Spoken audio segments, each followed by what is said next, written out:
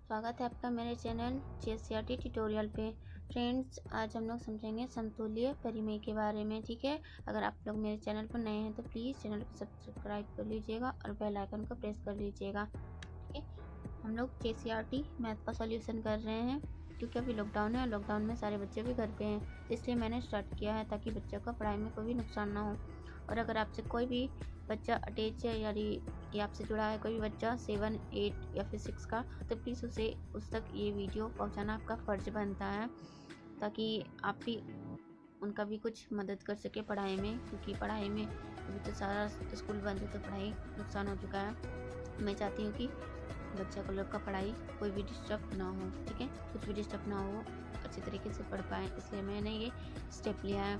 तो प्लीज़ आप लोग से रिक्वेस्ट है कि सारे बच्चे तक ये वीडियो ज़रूर अच्छा से पहुंचा दीजिए। ठीक है, देखिए आज हम लोग समझेंगे समतुल्य परिमेय के बारे में। समतुल्य परिमेय संख्या है क्या? ठीक है, हम लोग पहले समझेंगे समतुल्य परिमेय संख्या कहते किसे हैं। जैसे कि एक परिमेय संख्याएं के अंश और हर में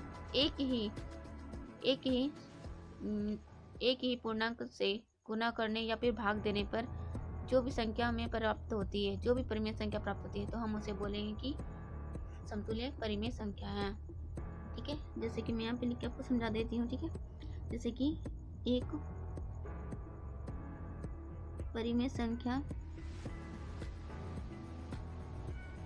के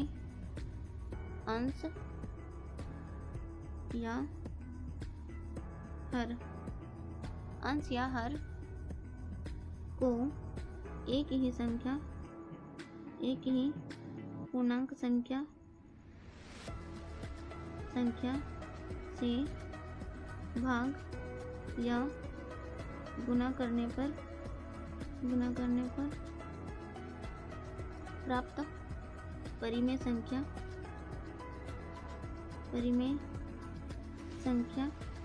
समतुल्य परिमेय संख्या कहलाती है। ठीक है, समतुल्य परिमेय संख्या कहलाती है। मैं इसी एग्जाम्पल से भी आपको समझा देती हूँ कि अच्छे से समझ में आ जाए। ओके, जैसे कि हम लोग एग्जाम्पल से समझ सकते हैं। जैसे कि मैं कोई भी संख्या ले लेती हूँ, जैसे आपके बुक में ही दिया हुआ है उदाहरण। ठीक, जैसे कि 2/3 है। ठीक, और दिया हुआ है माइनस दिया हुआ है 6/9। तो मैंने क्या बोला कि एक परिमेय संख्या, ये परिमेय संख्या इसको हम लोग बोलते हैं अंश। ठीक है, ऊपर वाला को अंश और नीचे वाला को हर बोलते हैं। अंश और हर को एक ही पूर्णांक संख्या से या तो भाग दिया जाए या तो गुना किया जाए। ठीक है, अगर मैं ऊपर 2 से भाग दे रही हूँ तो नीचे भी 2 से भाग देना होगा। ठीक है, अगर ऊपर में 2 से गुना कर रही हूँ तो नीचे भी 2 से गुना करना पड़ेगा। तब हम लोग बोलेंगे कि समतुल्य यानी कि बराबर, अगर दोनों को बराबर हिस्सा मिलना चाहिए। अगर इसे हम लोग 5 से भाग दे रहे हैं तो इसे भी भाग देना होगा 5 से, तब हम बोलेंगे कि समतुल्य परिमेय संख्या है। ठीक है, जैसे मैं यहाँ पे 3 से गुना करती हूँ। ठीक है, मुझे नीचे भी 3 से गुना करना होगा, तो यहाँ हो जाएगा -6/9। मैं यहाँ पे क्या करती हूँ, मैं यहाँ पे 2 से गुना करती हूँ, यहाँ भी 2 से गुना करती हूँ, तो यहाँ हो जाएगा -12/9 18। तो मैं बोलूँगी कि ये क्या है, एक समतुल्य परिमेय है। ठीक है, यहाँ पे भाग भी दे करके बता देती हूँ। जैसे कि हम लोग यहाँ पे कोई संख्या को भाग दे सकते हैं, जैसे कि -15 है, यहाँ पे 21 है। ठीक है, हम इसे -3 से, ठीक है, यहाँ पे भागा 3 से भाग दे सकते हैं। ठीक है, 3 से 21 को भाग देंगे तो यहाँ पे आ जाएगा 7, और 3 को 15 से भाग देंगे तो हो जाएगा यहाँ पे -15।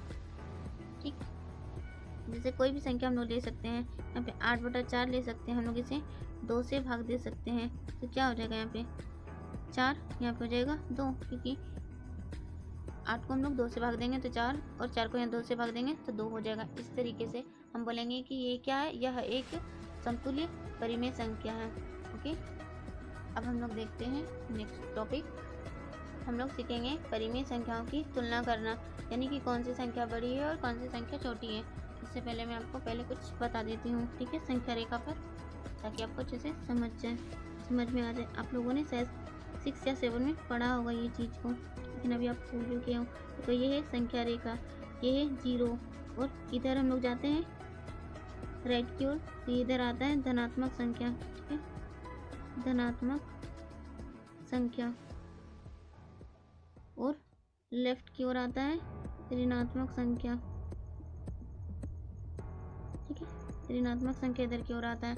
यानी हम लोग इधर जाएंगे तो 1 2 3 4 5 6 और भी आते जाता है, ठीक है। यानी कि इधर हम लोग जाएंगे तो प्लस होंगे, यानी कि बढ़ते जाएंगे, और इधर जाएंगे तो हम लोग घटते जाएंगे। यानी कि यहाँ हो जाएगा -1 -2 -3 -4 -5 और -6, इस तरीके से और भी संख्या जो कि बढ़ते जाती हैं।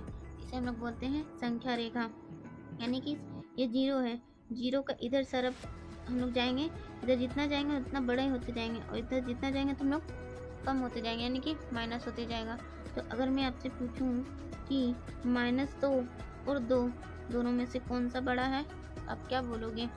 कि 2 बड़ा है ना, तो हम लोग बड़ा के लिए किस तरीके से साइन लगाते हैं? इस तरीके से लगाते हैं कि ये जो है इस तरीके से फिंगर को लेंगे, और इधर जो बड़ा, इधर जो खुला वाला भाग है, ये जो खुला भाग है इधर बड़ा संख्या की ओर दर्शाता है, ये जो बंद वाला भाग है ये छोटी संख्या की ओर दर्शाता है। हाँ, सही समझा आपने। देखो, तो इधर वाली बड़ी संख्या, इधर वाला छोटी संख्या है, यानी कि हम लोग जितना भी बड़ा में जाएंगे तो वो छोटा होते जाएगा, और इधर जिधर जितना जाएंगे वो बड़ा होते जाएगा। अगर मैं आपसे एग्जाम्पल में पूछूं कि -100 और 50 दोनों में से कौन सी बड़ी है, आप बोलोगे, आपको बोलना है कि 50 बड़ी है, क्योंकि धनात्मक संख्या है जो कि बड़ी होती है और ऋणात्मक संख्या जो कि छोटी होती है। तो हम इस तरीके से इसे लिख सकते हैं, ठीक है।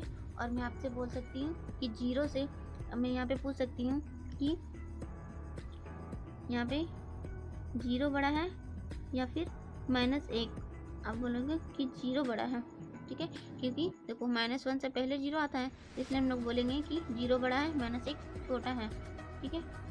अगर हम लोग फ्रैक्शन में देखें, यानी कि परिमेय संख्या में देखें, तो क्या होगा? देखो, परिमेय संख्या में हम लोग देखें तो देखो इस तरीके से मैं यहीं पे समझा देती हूँ। जैसे कि यहाँ पे 1/5, 2/5, 3/5, 4/5, 5/5, इस तरीके से हम लोग इधर भी 5 लगा देते हैं, तो आपको अच्छे से समझ में आएगा। ये देखो परिमेय संख्या, परिमेय संख्या क्या होता है? इसे हम p/q के रूप में लिख सकते हैं, और q 0 ना होना चाहिए, ठीक है। यानी कि देखो, मैं यहाँ पे आपसे पूछी हूँ, मैं यहाँ पे पूछ सकती हूँ कि 0 और 2/5 दोनों में से कौन सा बड़ा है, तो कौन सा बड़ा होगा? देखो, 0 है इधर, और इधर हम लोग जाएंगे तो बड़ा होते हैं, इधर छोटा होते हैं, यानी कि इधर हो गया ये बड़ा संख्या, यानी कि हम लोग इस तरीके से लिख सकते हैं, ठीक है। अगर मैं आपसे पूछूं कि 0 और -2/5 इन दोनों में से कौन सा बड़ा है, तो यहाँ पे 0 है, और हम लोग इधर जाएंगे तो माइनस होंगे, मैंने पहले बता दिया। तो 0 पहले आया, यानी कि 0 बड़ा है और -2/5 छोटा है, हम लोग इस तरीके से लिखेंगे, ठीक है। और अगर पूछा जाए कि 2/5 और -2/5 दोनों में से कौन सी बड़ी संख्या है, तो हम क्या बोलेंगे कि जो धनात्मक होती है, यानी कि ये धनात्मक है, धनात्मक बड़ी होगी और ऋणात्मक छोटी होगी, हम लोग इस तरीके से डिनोट कर सकते हैं, ठीक है। समझ में आ गया होगा आप लोगों को। अब हम लोग इसका क्वेश्चन से समझते हैं, ठीक है। देखो, यहाँ पे क्वेश्चन फर्स्ट में लिखती हूँ, ठीक है। क्वेश्चन फर्स्ट, जैसे कि आपको दिया हुआ है 3/-4 और -5/6 में से बताना है कि कौन सी संख्या बड़ी है, ठीक है, कौन सी संख्या बड़ी है। तो हम क्या करेंगे इसको,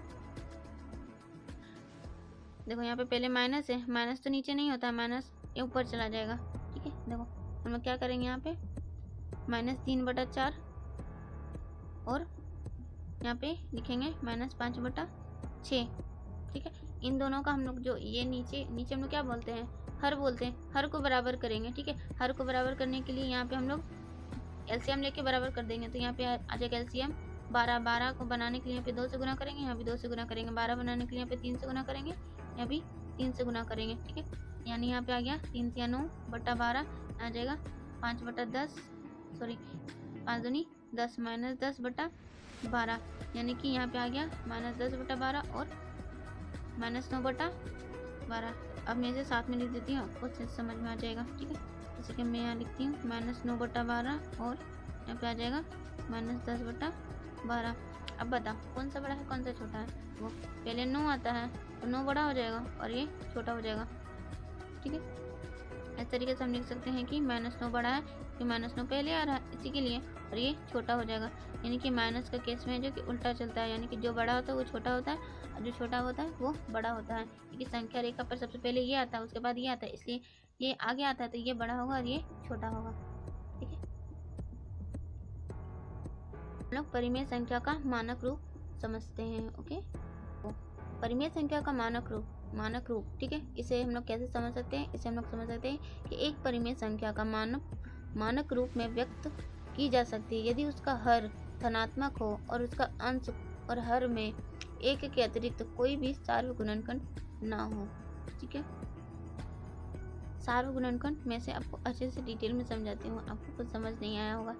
यानी कि जैसे मैं यहाँ पे बोलूँ कि एग्जाम्पल जैसे 3/5 इसका कोई भी और फैक्टर ना किया जा सके, यानी कि इन दोनों का भी हम नहीं काट सकते हैं, तो ये हमारा क्या हो जाएगा? मानक रूप। ठीक है, लेकिन ये तो मानक रूप है, लेकिन ऐसा क्वेश्चन नहीं आएगा। आपका क्वेश्चन आएगा इस तरीके से, देखो आपका क्वेश्चन आएगा, देखो यहाँ पे दिया जाएगा जैसे कि 36/-24। ठीक है, इसे मानक रूप में हम लोग कैसे बदल सकते हैं? मानक रूप यानी कि छोटा सा रूप, यानी कि हम लोग इसे छोटा कैसे कर सकते हैं? डिवाइड करके ना, सही बोला, डिवाइड करेंगे तो 12×2 = 24, 12×3 = 36, यानी कि ये माइनस नीचे है तो ऊपर चला जाएगा, यानी कि -3/2 हो जाएगा। ठीक है, मानक यानी कि छोटा होता है, यानी कि छोटा रूप में बदलना। जैसे हम लोग दूसरा एग्जाम्पल देख सकते हैं। ठीक है, ये पहला एग्जाम्पल था, हम लोग दूसरा एग्जाम्पल देख सकते हैं जैसे कि 9/12, -9/12, -9 और माइनस, यहाँ पे देखो माइनस माइनस यहाँ पे कट जाएगा, यहाँ पे बच जाएगा 9/12। अब हम लोग इसे मानक करेंगे यानी कि छोटा रूप करेंगे तो 3 से काटेंगे तो 3 3 9 3 4 12। ठीक है, इस तरीके से हो जाएगा मानक रूप। ओके, अब हम लोग समझते हैं दो परिमेय संख्याओं के बीच परिमेय संख्या को निकालना। ओके, दो परिमेय संख्याओं के बीच हम लोग अनेक परिमेय संख्या निकाल सकते हैं। अगर आपसे क्वेश्चन पूछे कि दो परिमेय संख्याओं के बीच कितनी परिमेय संख्या हो सकती है, तो आपको बोलना है कि अनंत होता है, यानी कि बहुत सारी होती है, हम लोग कितना भी निकाल सकते हैं। देखो जैसे मैं यहाँ पे क्वेश्चन से समझाती हूँ, जैसे कि यहाँ पे दे दिया 1/3 और 3/5। यहाँ पे बताना है कि इन दोनों के बीच में कितनी परिमेय संख्याएं होंगी। तो पहले हम क्या करेंगे, इसका हर है जो कि हम लोग एलसीएम लेके बराबर कर लेंगे। ठीक है, देखो इस तरीके से 1/3 और 3 तो इन दोनों का एलसीएम लेंगे तो हो जाएगा कितना? 15, यानी कि यहाँ पे 15 बनाने के लिए 5 से गुना, यहाँ पे 15 बनाने के लिए 3 से गुना। यहाँ नीचे 5 से गुना किए तो ऊपर भी 5 से गुना करना पड़ेगा दोनों में। यहाँ पे आ गया 5 एकम 5, नीचे में आ गया 5 तिया 15। ठीक है, यहाँ पे आ गया 5 तिया 15 और 5, यहाँ पे आ गया 5 तिया 15। ठीक है, सॉरी मैं यहाँ पे 3 से करना पड़ेगा ना, हाँ यहाँ पे 3 से, यानी कि यहाँ पे हो गया 9, यानी कि देखो 5 बटा, देखो इस तरीके से 5/15, 6/15, 7/15, 8/15, यहाँ पे 9/15, यानी कि देखो इन दो संख्या, ये संख्या और ये संख्या के बीच में कितनी संख्या आ गया? 3 संख्या आ गया, यानी कि हम लोग यहाँ पे 3 संख्या निकालने के लिए सीख चुके हैं। अब हम लोग दूसरा क्वेश्चन को समझते हैं। जैसे कि अगर बट्टा में ना दिया हो तो हम क्या करेंगे, जैसे यहाँ पे क्वेश्चन दे दिया -2 और -1 के बीच में 3 परिमेय संख्या निकालें। ठीक है, इन दोनों के बीच में 3 परिमेय संख्या निकालना, कैसे निकालेंगे? इन दोनों को हर को समान करेंगे। यहाँ पे हर में कुछ नहीं है तो 1 हम लोग लिख सकते हैं ना।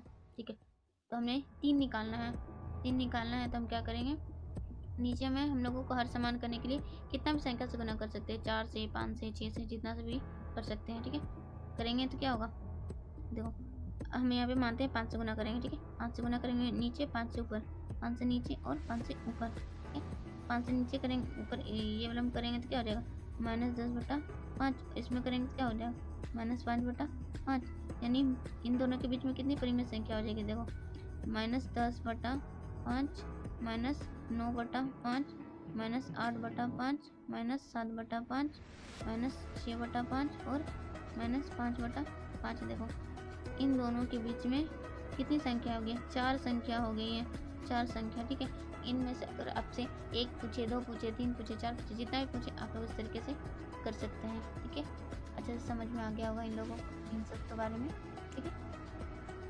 अब हम लोग देखेंगे परिमेय संख्याओं को अवरोही क्रम में लिखने के बारे में।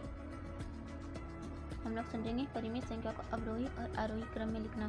देखो पहले मैं समझा देती हूँ अवरोही और आरोही क्या होता है। देखो अवरोही, आरोही मतलब होता है कि बढ़ते क्रम में, यानी कि बढ़ते क्रम में, यानी कि छोटा से बड़ा, जैसे कि 1 2 3 इस तरीके से हम लोग बढ़ते जाएंगे, ठीक है। जैसे कि अवरोही, अवरोही, अवरोही का मतलब क्या होता है, छोटा से बड़ा, ठीक है। मतलब कि यहाँ पे बढ़ते क्रम में, यहाँ पे घटते क्रम में,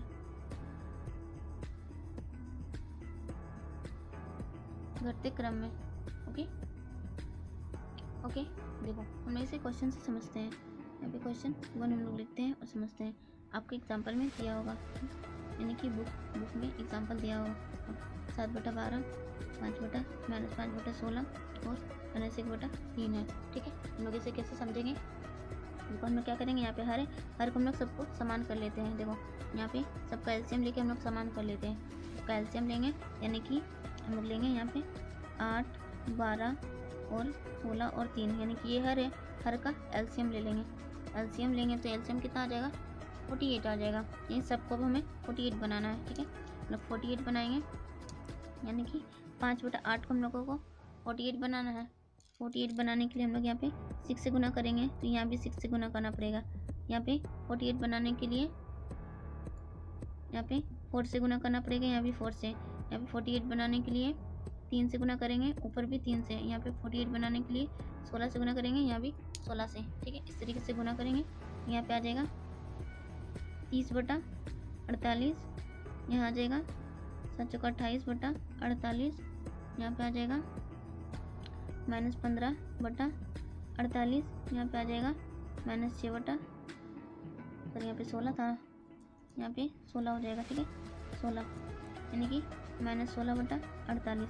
अब देखो यहाँ पे क्या होगा, हम लोगों को क्या करना है, घटते हुए क्रम में लिखना है, यानी कि बड़ा से छोटा में जाना है। यानी कि बड़ा संख्या कौन सा है, और नीचे तो सबका सेम है, तो हम लोग क्या करेंगे, ऊपर का मिलाएंगे।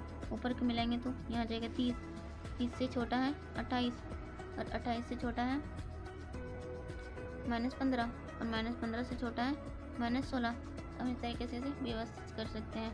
तो हमें ऐसे लिखना है, या फिर हम बट्टा में भी लिख सकते हैं, यानी कि यहाँ पे लिखेंगे, तो मैं यहाँ लिख देती हूँ -5/8 बट्टा 7/12 बट्टा -5/16 बट्टा -1/3। इस तरीके से हम लोग लिख सकते हैं, ठीक है। यानी कि ये वाला साइन है जो कि बड़ा, यानी कि ये बड़ा है, ये छोटा है, फिर ये बड़ा है, ये छोटा, फिर ये बड़ा है, ये छोटा है। इस तरीके से हम लोग लिख सकते हैं। इसका आंसर हो जाएगा ये भी आंसर दे सकते हैं हम लोग, ये भी आंसर दे सकते हैं, ठीक है। आरोही और अवरोही आप लोगों को समझ में आ गया होगा। देखो यहाँ पे 3 1 इस तरीके से हो सकता है।